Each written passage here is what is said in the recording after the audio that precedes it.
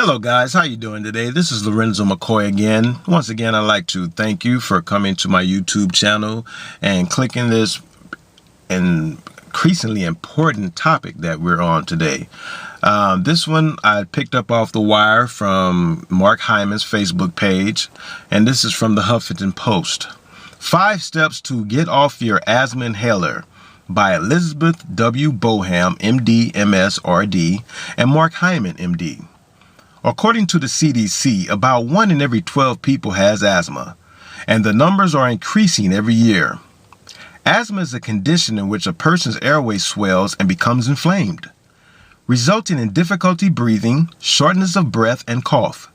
There are many reasons that this condition is increasing in people, from deterioration of air quality, food supply, poor diet, to food sensitivities and the health of our overall digestive systems. Have you ever wondered if you can decrease your symptoms of asthma and get off of your inhalers, or even get rid of asthma for good? We will share with you some simple steps that help people improve many of our patients' asthma symptoms and allow them to get off their asthma medication. We should be amazed every time we're able to wean a patient off of their asthma inhalers because we're trained in medical school that this is just not possible. But this is something we do every single day for our patients with simple changes in their diets. One patient in particular, we'll call her Susan, was 19. She was unable to control her cough and shortness of breath. She was an athlete in college, but lately was having more shortness of breath and coughing that caused her to take a break while playing soccer. This was new for her, and she was frustrated because it was limiting her ability to play the sport that she really loved. She went, like many patients, from doctor to doctor and was given multiple medications that never really got to the root cause of her issue. First, she went to an urgent care center, and they gave her an antibiotic, thinking that she had bronchitis. She took the antibiotic, and it did nothing. The cough and shortness of breath continued. She then went to a lung specialist. She was placed on 2 inhalers for the presumed diagnosis of asthma. They were somewhat helpful, but she was still coughing and was unable to play soccer at the same level that she had become accustomed to. She went to her primary doctor, who felt that she may have acid reflux and prescribed an acid blocker for her. This also did not work, which finally led her to the Ultra Wellness Center in Lenox, Massachusetts. At the Ultra Wellness Center, we practice functional medicine. This means that instead of just looking to suppress a patient's symptom with a medication, we want to get to the underlying cause if possible. In the case of cough and shortness of breath or asthma, we know that there is too much inflammation in the body impacting the lungs. I wonder why for Susan there was an increase in her inflammation in her body. As a functional medicine center, we began to look for the real cause of Susan's discomfort. To help answer the question, it was important to spend some time with Susan and get a detailed medical history. When I did that, I discovered that Susan had started to take daily antibiotics over the past few years for her acne on her skin.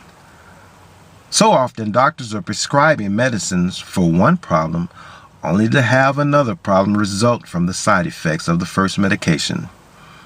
This often results in a patient's problems becoming a chronic and vicious cycle, as it did with Susan. The antibiotics caused damage to her intestines, resulting in an increase in the permeability of her intestines, which is what we call leaky gut. What does this mean? Well, the lining of our intestine is a very important barrier. This barrier protects our body from the contents of our intestines. This barrier is critical to the health of our immune system and our overall health. If this barrier breaks down, inflammation can result in our bodies. This is exactly what happened to Susan. She was taking daily antibiotics for her skin, and as a result, this intestinal barrier started to get damaged. Over time, this made her more and more susceptible to food sensitivities.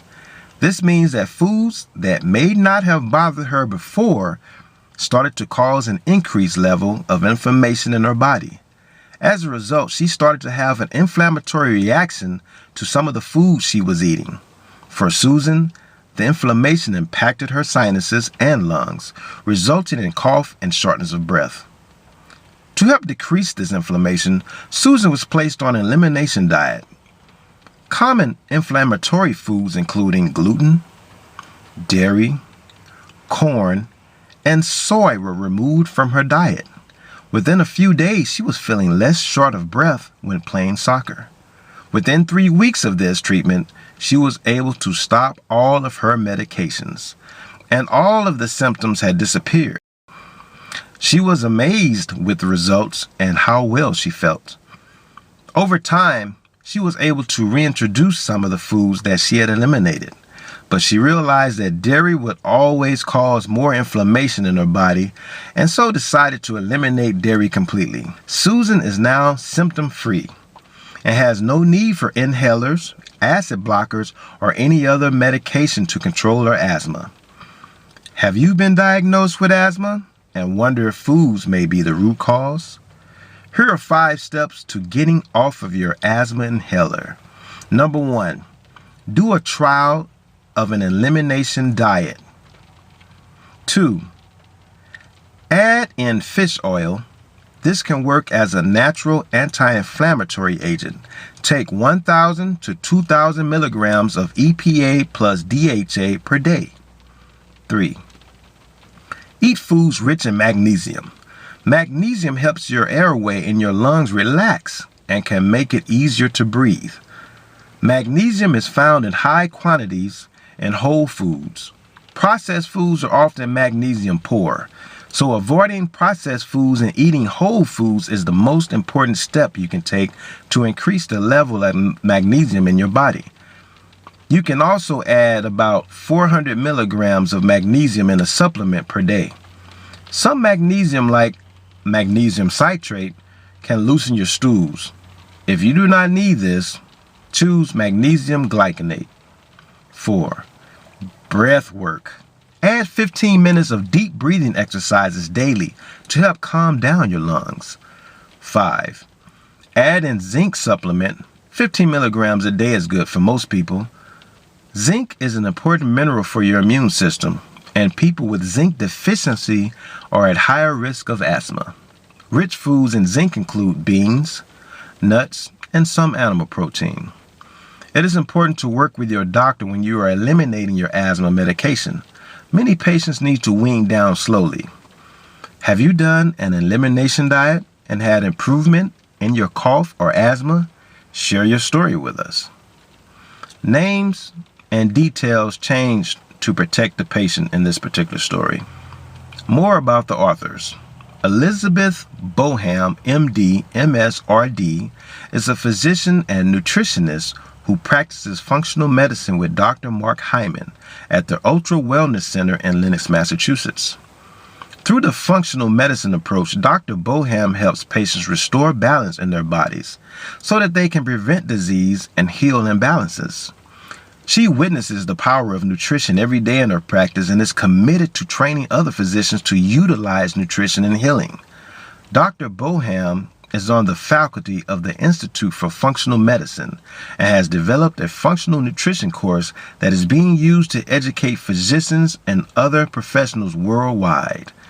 Through her practice and lecturing, she has helped thousands of people achieve their goals of optimum health and wellness. Thank you guys for listening, and continue to like, subscribe, and share. Have a good day.